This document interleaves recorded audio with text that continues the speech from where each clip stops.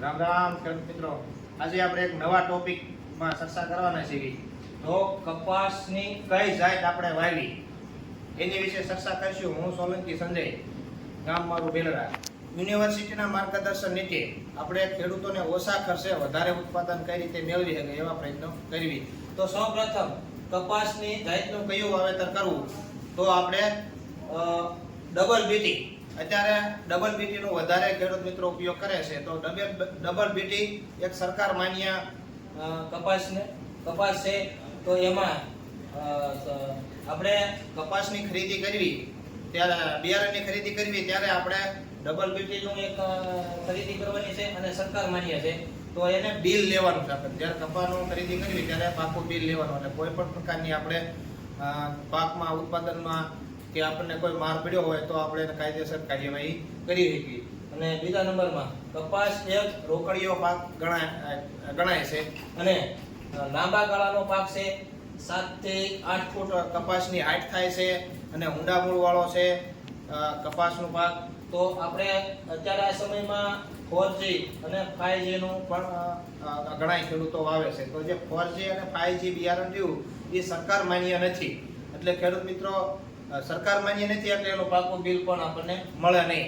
એટલે કોઈ પણ પ્રકારનું આપણે ઉત્પાદનમાં ઘટાડો થયો હોય તો આપણે કોઈ જાતની કોઈ પણ કંપનીવાળા કે કોઈ દુકાનવાળા માટે આપણે કાંઈ કેસ બેસ કાંઈ કરી શકતા નથી. એટલે કાયદેસર કોઈ રીતે આપણે સરકારે પણ પરમિટ આપણને આપી નથી 4G અને 5G ની.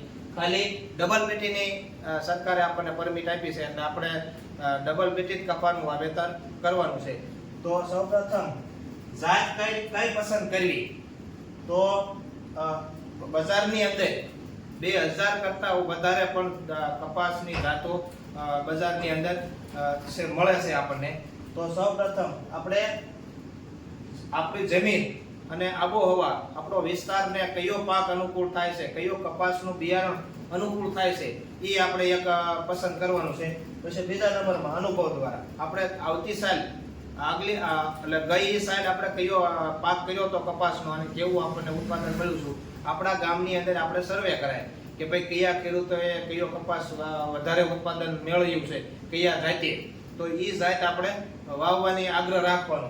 બીજા નંબરમાં ટૂંકો સમય અને લાંબો સમય, એટલે કપાસની જાત આપણે શિયાળાની અંદર પાણી રહેતું હોય તો આપણે ટૂંકો ગાળો પસંદ કરવો અને લાંબો ગાળો, એમ આપણે કયો શિયાળામાં વાવેતર કરવું હોય તો આપણે ટૂંકો ગાળો પસંદ કરવો. એ પણ આપણે એક બિયારણ લીધી વખતે આપણે ટૂંકમાં જાણ કરવી, એટલે આપણને એ પ્રમાણે બિયારણ આપે. તો આવી રીતે સારું એવું બિયારણ આપણને મળશે તો આપણે ઉત્પાદન આપણે વધારે લઈ શકશું. તો બરાબર ખેડૂત મિત્રો ધ્યાન રાખજો, પાયાની અંદર ટૂંકમાં જે બિયારણ છે ઉત્પાદનમાં એ મહત્વનો ફાળો ભજવે છે. એટલે સારું બિયારણ આપણે લેવાનું છે.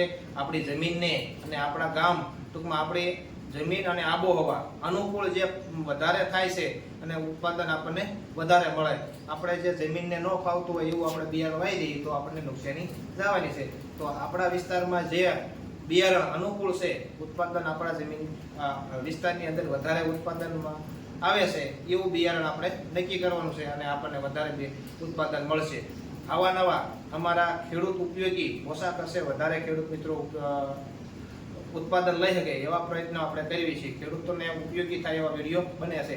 તો આ વિડીયો અમારો ખેડૂતો લગી પૂગે એવા પ્રયત્નો કરજો. હવે આપણે નેક્સ્ટ વિડીયોમાં મળીશું. કાલ લગી બધાને સીતારામ.